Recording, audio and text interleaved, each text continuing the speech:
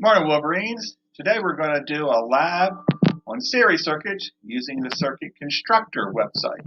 So the first thing is that here's the objectives for today. It's basically learning the voltage relationship between voltage, current, and resistance in a series circuit.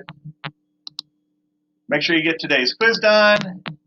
Okay, here's the Canvas assignment. You want to click right here, the Circuit Constructor Kit website link. Takes you to the website.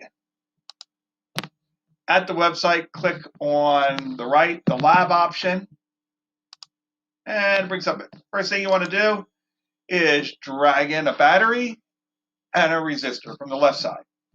After you get the battery and a resistor from the left side, from the right side, you want to bring in the voltmeter and the rectangular form of the ammeter, which is shown over here.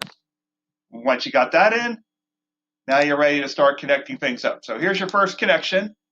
The resistor connected to the ammeter and using wires that you bring along from the top here and connect the battery up to the two of them. Now on the wires, you have to drag it over, attach one end, and then take the other end and drag it and attach it to the other point. That's how you hook this stuff up. Once you got that set up, now you got to bring the voltmeter in, and you're going to put the meter leads on one side of the resistor, one on the other. So you get a voltage indication. Then you want to click on the battery, and with the slider, you want to set it to exactly 9.0 volts. That's the voltage you're going to be using for this lab. And you want to record the voltage that's on the voltmeter and the current on the ammeter. Then you want to modify the circuit, and you're bringing in a second resistor. Notice you're putting that on the other side of the ammeter and relocating the wire.